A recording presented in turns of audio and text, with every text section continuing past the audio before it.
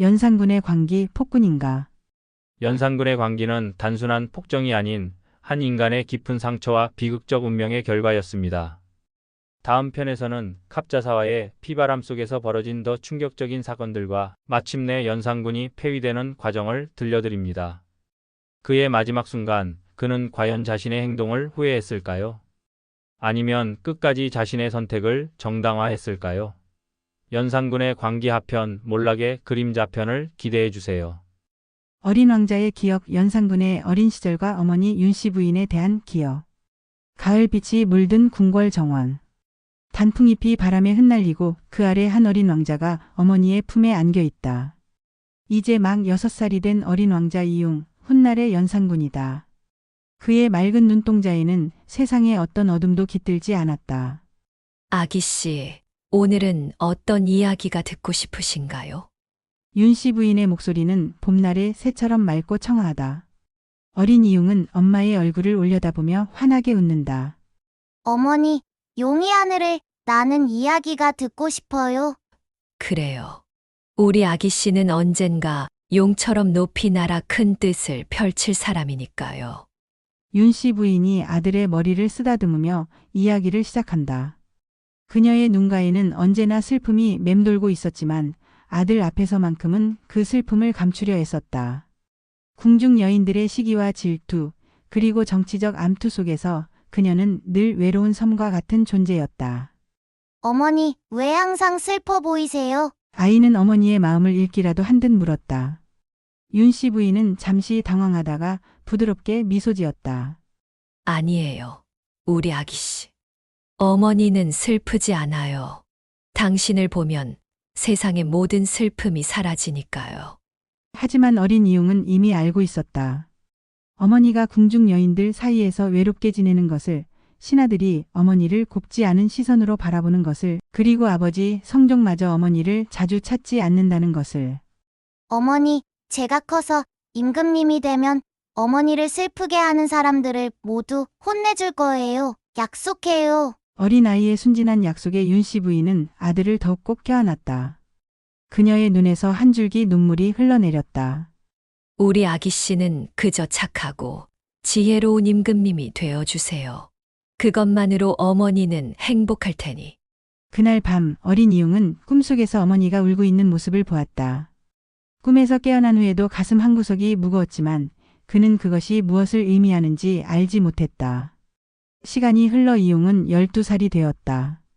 아버지 성종의 뜻에 따라 학문을 배우고 무예를 익히며 왕자로서의 길을 걷고 있었다. 하지만 그의 마음속에는 항상 어머니에 대한 그리움이 자리하고 있었다. 어머니는 자신이 8살 때부터 더 이상 궁궐에 함께 살지 않았다. 그저 가끔, 아주 가끔 만날 수 있을 뿐이었다. 어찌하여 어머니는 궁궐을 떠나셨을까? 스승들은 그의 질문에 명확한 답을 주지 않았고 아버지 성종 역시 그 이야기를 피했다. 어린 이용의 마음속에는 점점 의문과 불안이 자라나기 시작했다. 그러던 어느 날 그는 우연히 궁녀들의 대화를 엿듣게 되었다. 참으로 불쌍한 윤씨 부인이지. 중전의 미움을 받아 끝내 궐 밖으로 쫓겨나다니. 쉿, 조심해. 세자가 들으면 큰일 나. 그 순간 이용의 마음에 처음으로 분노의 씨앗이 심어졌다. 어머니를 궁궐에서 내쫓은 자들에 대한, 그리고 그 사실을 자신에게 숨긴 모든 이들에 대한 분노였다. 비밀스러운 진실, 윤씨 부인의 사약 사건과 연산군의 충격. 1482년 14살이 된 이용에게 세상은 점점 더 복잡한 곳으로 느껴졌다. 그런 어느 날 궁궐 안팎이 술렁이기 시작했다. 궁인들의 얼굴에는 불안과 긴장이 역력했고 아버지 성종의 표정은 그 어느 때보다 어두웠다. 무슨 일이 있는 것이냐? 이용이 가까운 시종에게 물었지만 누구도 명확한 답을 주지 않았다. 그저 고개를 숙이고 자리를 피할 뿐이었다. 그날 밤 이용은 자신의 침소에서 뒤척이고 있었다. 잠들 수 없는 불안감에 시달리던 그때 오랫동안 자신을 돌봐준 늙은 유모가 조심스레 방문을 열고 들어왔다. 세자마마 정녕 아무것도 모르십니까? 유모의 목소리는 떨리고 있었다. 이용은 자리에서 일어나 그녀를 바라보았다. 무슨 일인지 말해다오. 모두가 내게 숨기는 것 같구나. 유모는 잠시 망설이다가 낮은 목소리로 말했다. 어머님께서, 윤 시부인께서 오늘 사약을 받으셨습니다.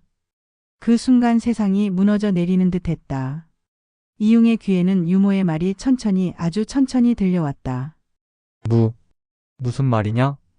중전마마의 질투와 간신들의 모함으로 윤 시부인께서 영모에 가담했다는 누명을 쓰셨습니다. 임금께서, 아버님께서 직접 사약을 내리셨습니다. 이용의 눈에서 뜨거운 눈물이 흘러내렸다. 가슴 깊은 곳에서 무언가가 산산이 부서지는 소리가 들리는 듯 했다. 어머니. 유모는 어린 세자의 모습에 가슴이 미어져 그를 껴안으려 했지만 이용은 몸을 뒤로 물렸다. 나가주시오. 혼자 있고 싶소. 문이 닫히자 이용은 바닥에 무릎을 꿇고 흐느꼈다. 어머니의 모습, 그 따뜻한 품, 그리고 슬픈 미소가 머릿속을 맴돌았다. 그리고 그 뒤로 아버지 성종의 얼굴, 중전의 얼굴, 그리고 수많은 신하들의 얼굴이 악몽처럼 떠올랐다. 어찌 그럴 수 있단 말인가? 그날 밤 연산군의 영혼 한 조각이 영원히 죽어버렸다. 순수했던 소년의 마음에 깊은 상처가 새겨졌고 그 상처는 점점 깊어져 결국 광기로 변할 것임을 아무도 알지 못했다. 며칠 후 이용은 아버지 성종을 찾아갔다. 성종은 아들의 얼굴에 드리운 그림자를 보았지만 왕으로서의 결정을 후회하지는 않았다. 국가와 왕실의 안위를 위해 내린 결정이었다. 아버님, 어머니는 어디에 계십니까? 성종은 잠시 침묵했다가 대답했다. 내 어미는 이미 이승을 떠났다. 더 이상 묻지 말거라. 어머니의 무덤이라도 알려주십시오. 너는 아직 어리다. 국가의 대의를 위해 때로는 개인적인 감정을 버려야 함을 배워야 할 것이다. 그 순간 이용의 눈에서 무언가가 꺼져버렸다. 그는 아버지를 향해 깊이 절을 하고 물러났지만 그의 마음속에는 이미 깊은 복수심이 자리 잡고 있었다. 왕위에 오르다. 성종의 죽음과 연산군의 즉위 그리고 내면의 불안. 1494년 26살의 이용은 연산군이라는 이름으로 조선의 왕위에 올랐다. 아버지 성종의 갑작스러운 승하로 인해 준비되지 않은 왕이 된 것이다. 대관식 날 그의 얼굴은 근엄했지만 눈빛만은 누구보다 차가웠다. 이연산군 이용 왕위에 오르니 하늘과 땅이 증인이 되고 조상의 영령이 굽어살피소서. 그가 맹세를 읊는 동안 그의 마음속에는 다른 맹세가 울려 퍼지고 있었다. 어머니 지켜보소서. 아들이 어머니의 원한을 반드시 갚겠소이다. 즉위 초기의 연산군은 놀라울 정도로 현명한 정치를 펼쳤다. 그는 학문을 장려하고 민생을 살폈으며 국방을 강화하는 데 힘썼다. 신하들은 그가 성종의 뒤를 이어 훌륭한 군주가 될 것이라 기대했다. 폐하께서는 학문의 조예가 깊어 경연에서도 늘 명쾌한 논리를 펼치시니 선왕의 지혜를 이어받으신 듯합니다. 대사원 김일손의 말에 조정의 신하들이 고개를 끄덕였다. 하지만 그들은 연산군의 마음속에 숨겨진 어둠을 보지 못했다. 연산군은 밤마다 악몽에 시달렸고 그 악몽 속에서 어머니 윤씨 부인이 사약을 마시는 장면이 끊임없이 반복되었다. 어머니. 그는 한밤중에 식은땀을 흘리며 깨어났다. 궁녀가 다가와 그의 이마에 땀을 닦아주려 했지만 연산군은 그녀의 손을 거칠게 밀쳐냈다. 물러가라. 아무도 들이지 말라. 홀로 남은 연산군은 창밖의 달을 바라보았다. 그 달빛 아래에서 어머니가 죽어갔을 것이라는 생각에 가슴이 미어졌다. 즉위 2년째 연산군은 점점 달라지기 시작했다. 그의 눈빛은 더욱 날카로워졌고 작은 일에도 쉽게 분노를 터뜨렸다. 신하들은 그의 변화를 우려스러운 눈으로 바라보았지만 감히 직언을 올리지 못했다. 임금의 눈빛이 달라졌어. 마치 무언가를 찾고 있는 듯한 눈빛이요. 좌의정 허종이 우의정 성준에게 속삭였다. 성준은 고개를 끄덕였다. 폐하께서 어머니 유씨 부인의 일을 아직도 마음에 품고 계신 듯하오. 선왕 시절의 일을 들추어내려는 기색이 역력하니 앞으로 조정이 평탄치 않을 것이요. 그들의 예상대로 연산군은 점점 과거의 일들을 파헤치기 시작했다. 특히 어머니 윤씨 부인의 사약 사건과 관련된 기록들을 찾아내고 당시 관련된 신하들의 명단을 작성하기 시작했다. 실록을 가져오라. 연산군의 명령에 사관들은 불안한 표정으로 서로를 바라보았다. 실록은 선왕들의 치적과 과오를 담은 비밀 문서로 현 임금도 함부로 볼 수 없는 것이었다. 폐하실록은 선대왕의 역사를 기록한 것으로 현 임금께서 보시는 것은 조선 건국 이래의 관례에 어긋납니다. 사관의 말에 연산군의 눈이 번뜩였다. 과인이 조선의 임금이니라. 과인의 뜻을 거스를 자가 있느냐? 그의 목소리에 담긴 위협에 모든 이가 침묵했다. 결국 사관은 고개를 숙이고 물러났고 얼마 후 성종실록이 연산군 앞에 놓였다. 연산군은 밤을 새워 실록을 읽었다. 그리고 마침내 찾아냈다. 어머니의 죽음과 관련된 기록, 그리고 그 배후에 있던 자들의 이름을. 드디어 찾았도다. 연산군의 눈에는 광기의 불꽃이 타오르기 시작했다. 복수의 서막이 열리려 하고 있었다. 복수의 시작, 무오사화의 발단과 실행, 피의 정치가 시작되다. 1498년 여름, 궁궐에 긴장감이 감돌았다. 연산군의 눈빛은 날이 갈수록 날카로워졌고 그의 주변에는 불길한 기운이 맴돌고 있었다. 성종실록을 통해 어머니 윤씨 부인의 죽음과 관련된 모든 사실을 파악한 연산군은 마침내 복수의 칼을 빼들 준비를 마쳤다. 김일손, 그대가 쓴 조의제문을 가져오라. 대궐 안뜰에서 연산군이 차가운 목소리로 명령했다. 김일손은 얼굴이 창백해져 고개를 숙였다. 조의제문은 김일손이 세조의 왕위 찬탈로 죽음을 맞이한 단종과 사육신을 애도하며 쓴 글이었다. 그것은 선왕 세조의 정통성에 의문을 제기한 위험한 문서였다. 폐하, 그것은 단지 개인적인 애도의 마음을 가져오라 했느니라. 연산군의 고함에 궁궐이 떨리는 듯했다. 마침내 김일손의 조의제문이 연산군 앞에 놓였다. 연산군은 그것을 천천히 읽어내려갔다. 임금을 폐위시킨 역적이 오히려 충신이 되고 충신이 도리어 역적이 되었도다. 과인의 조부 세조를 역적이라 칭한 것이냐? 김일손의 얼굴에서 핏기가 완전히 사라졌다. 그것은 단지 문학적 표현이었을 뿐 세조를 직접 비난한 것은 아니었다. 하지만 연산군에게는 더없이 좋은 빌미가 되었다. 사헌부에서는 즉시 김일손과 그 동조자들을 체포하라. 세조의 정통성을 부정하는 것은 곧 현 왕조의 정통성을 부정하는 역적 행위니라. 그렇게 무오사화가 시작되었다. 김일손을 비롯한 수많은 살인파 학자들이 체포되어 국문을 받았고 가혹한 고문 끝에 많은 이들이 죽음을 맞이했다. 피해의 숙청은 걷잡을 수 없이 확산되었다. 이것은 시작에 불과하다. 어머니의 억울한 죽음, 그 배후에 있던 자들은 모두 내 손에 죽을 것이다. 연산군은 밤마다 홀로 술을 마시며 중얼거렸다. 그의 눈에는 증오와 광기의 불꽃이 타오르고 있었다. 무오사화 이후로도 연산군의 복수는 멈추지 않았다. 그는 어머니 윤씨 부인에게 사약을 내린 것과 관련된 모든 이들을 찾아내기 시작했다. 밤마다 악몽에 시달리던 그는 점점 더 잔인하고 광적인 모습을 보이기 시작했다. 실록에서 윤씨 부인의 기록을 모두 찾아내라. 그리고 그녀를 모함한 자들의 이름을 밝혀내라. 연산군의 명령에 신하들은 떨리는 손으로 실록을 뒤적였다. 그들은 알고 있었다. 이것이 또 다른 피해 숙청의 서막이 될 것임을. 폐하, 선왕의 치세에 있었던 일을 이렇게 파헤치는 것은 선례가 없는 일입니다. 부디 용서와 화합의 정치를. 간언하던 신하의 말은 끝나지 못했다. 연산군이 손짓하자 그는 즉시 끌려나갔다. 과인의 어머니를 죽음으로 몰아넣은 자들의 이름을 명단으로 만들어라. 그리고 그들의 자손들까지 모두 찾아내라. 연산군의 눈에서는 눈물이 흘러내렸다. 그것은 슬픔의 눈물이면서도 광기의 눈물이었다. 어머니의 죽음에 대한 슬픔은 이제 왜곡된 복수심으로 변질되어 무고한 이들까지 해치는 폭정으로 이어지고 있었다. 욕망의 폭주, 갑자사화와 연산군의 방탕한 생활, 광기의 절정. 1504년 무오사화로부터 6년이 지난 시점. 연산군의 폭정은 더욱 심해져만 갔다.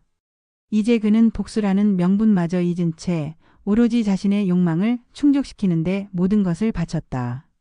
궁궐 안에는 연산군의 지시로 나인계라는 여인들을 모아두는 장소가 만들어졌고 밤마다 음탕한 연회가 벌어졌다. 오늘 밤은 더 많은 여인들을 데려오라.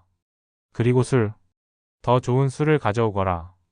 연산군은 이미 술에 취해 비틀거리면서도 더 많은 술을 요구했다. 그의 주변에는 아름다운 여인들이 둘러싸여 있었지만 그의 눈빛은 여전히 공허했다. 어떤 향락으로도 채울 수 없는 깊은 상처가 그의 영혼을 갉아먹고 있었다. 폐하, 이제 그만 쉬시는 것이 좋을 듯합니다. 용기를 내어 간언하는 신하에게 연산군은 차가운 눈길을 던졌다. 감히 과인의 뜻을 거스르느냐? 신하는 두려움에 떨며 물러났다. 이제 아무도 연산군에게 진실을 말하지 않았다. 그의 주변에는 아첨꾼들만이 남아 그의 모든 행동을 칭찬하고 부추길 뿐이었다. 그의 여름 연산군은 더욱 충격적인 결정을 내렸다. 성균관을 폐쇄하고 그곳을 사냥터로 만들겠다는 것이었다. 성균관은 학문의 전당이오니 폐하께서도 선왕들의 전통을 학문이 무슨 소용이냐? 과인에게 어머니를 돌려줄 수 있느냐? 역적들의 음모를 막을 수 있었느냐? 연산군의 분노는 걷잡을 수 없었다. 그는 성균관을 폐쇄하고 그곳에서 사냥과 향락을 즐겼다. 학자들은 통곡했지만 아무도 그를 막을 수 없었다. 1504년 12월 연산군은 마침내 새로운 사화를 일으켰다. 갑자사화의 시작이었다. 이번에는 성종시절 윤씨 부인의 사사에 관여한 모든 이들을 색출하겠다는 명분이었지만 사실은 자신에게 반대하는 모든 세력을 제거하기 위한 것이었다. 어머니의 부관참시를 주도한 자들, 그리고 그 자손들까지 모두 찾아내어 처단하라. 연산군의 명령에 따라 조정은 피해 바다가 되었다. 많은 신하들이 처형되었고 그들의 가족들까지 화를 입었다. 희생자의 수는 셀 수 없이 많았다. 그러나 연산군의 복수심은 여전히 채워지지 않았다. 그는 어머니 윤씨 부인의 시신이 묻힌 장소를 발굴하게 했고 그녀의 유해를 왕비의 예우로 다시 장사 지내게 했다. 하지만 그거조차도 그의 마음속 깊은 상처를 치유하지는 못했다. 어머니, 이제 편히 쉬소서. 아들이 모든 원수를 갚았소이다. 눈물을 흘리며 중얼거리는 연산군의 모습은 한때 순수했던 어린 왕자 이용의 모습을 희미하게 떠올리게 했다. 하지만 그 순간은 짧았고 곧 그의 눈빛은 다시 광기로 가득 찼다. 더 많은 술을 가져오라.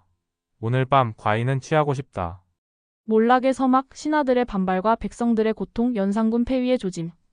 1506년 가을, 조선은 이제 완전히 공포정치 아래 신음하고 있었다. 백성들은 무거운 세금에 짓눌려 살았고 신하들은 언제 자신에게 화가 미칠지 모르는 불안 속에서 하루하루를 보냈다. 연산군의 폭정은 극에 달했고 그의 광기는 더 이상 통제할 수 없는 지경에 이르렀다. 오늘은 또 어떤 놀이를 할까? 과인은 지루하구나. 연산군은 술에 취한 채 중얼거렸다. 그의 주변에는 여전히 아름다운 여인들과 아첨꾼들이 있었지만 그의 눈빛은 공허했다. 어떤 향락으로도 채울 수 없는 깊은 상처가 그의 영혼을 완전히 잠식해버렸다.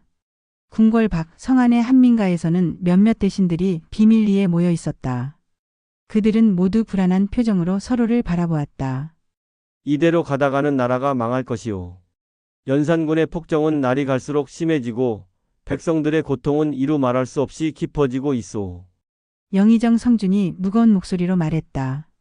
그의 말에 여러 대신들이 고개를 끄덕였다. 하지만 어찌하겠소? 조금이라도 반대 의견을 표하면 목숨을 부지하기 어려운 상황이요. 박원종이 한숨을 내쉬었다. 잠시 침묵이 흐르다가 성준이 다시 입을 열었다. 중종대군, 진성대군이 적합한 인물이 아닐까 생각하오. 온화하고 학문을 좋아하시니 연산군과는 다른 정치를 펼치실 것이오. 그의 말에 모든 이들이 긴장했다. 그것은 곧 반역을 의미했다. 하지만 더 이상 기다릴 수 없다는 것도 모두가 알고 있었다. 백성들은 이미 한계에 도달했어. 세금은 날로 무거워지고 강제 노역은 끝없이 계속되고 있어. 이제는 결단을 내려야 할 때요. 마침내 박원종이 결연한 목소리로 말했다. 모두가 무거운 침묵 속에서 고개를 끄덕였다. 그것은 생사를 건 도박이었지만 나라를 구하기 위해서는 불가피한 선택이었다. 한편 궁궐에서는 연산군이 또 다른 미친 짓을 벌이고 있었다. 그는 대궐 안에 인공산을 만들고 그곳에서 사냥을 즐기기로 했다. 많은 노동력과 재정이 쏟아부어졌지만 아무도 반대하지 못했다. 더 높이, 산을 더 높이 쌓으라. 과인이 정상에 올라 사냥을 즐기고 싶으니라. 연산군의 광기 어린 명령에 수많은 백성들이 강제 노역에 동원되었다. 지친 노동자들 사이에서 불만의 목소리가 커져갔지만 그것을 입 밖에 내는 것은 목숨을 건 일이었다. 그러던 어느 날 밤 박원종과 성준을 비롯한 몇몇 대신들이 비밀리에 군사를 모았다. 그들은 중종 대군을 왕위에 추대하기로 결정했다. 폭정에 지친 많은 이들이 그들의 편에 섰고 군사들도 하나둘 그들의 명령에 따르기 시작했다. 오늘 밤 모든 것이 결정될 것이요. 성공하면 나라를 구하는 충신이 되지만 실패하면 역적의 누명을 쓰게 될 것이요. 박원종의 말에 모두가 엄숙하게 고개를 끄덕였다. 그들은 각자의 위치로 흩어져 계획된 시간에 움직이기로 했다. 연산군은 그날 밤에도 술에 취해 있었다. 그는 아름다운 여인들에 둘러싸여 있었지만 그의 눈빛은 여전히 공허했다. 그의 마음속에는 여전히 어머니 윤씨 부인의 모습이 맴돌고 있었다. 술에 취해 중얼거리는 연산군의 옆에는 아무도 없었다. 모든 신하들과 궁녀들은 이미 그를 떠나고 있었다. 폭정의 끝이 다가오고 있었지만 연산군은 그것을 알지 못했다. 여러분은 지금 연산군의 광기, 폭군인가 희생자인가를 시청하셨습니다. 역사는 종종 승자의 기록으로 남게 됩니다. 연산군은 조선의 역사에서 가장 폭군으로 알려져 있지만 그의 내면에는 어머니를 잃은 어린 왕자의 상처가 깊이 새겨져 있었습니다. 이것이 그의 폭정을 정당화할 수는 없지만 우리는 역사적 인물을 단순히 선과 악으로 구분하기보다는 그들이 살았던 시대와 환경 그리고 개인적 경험을 함께 고려해야 합니다. 연산군은 폭군이었지만 동시에 비극적인 삶의 희생자이기도 했습니다. 다음 편에서는 장희빈의 비밀 그녀는 정말 악녀였을까? 를 들려드릴 예정입니다. 구독과 좋아요로 응원해 주시면 더 좋은 콘텐츠로 찾아뵙겠습니다. 댓글로 여러분의 생각도 들려주세요. 역사 속에서 새로운 시각으로 인물을 바라보는 여정, 다음 편도 기대해 주세요. 감사합니다.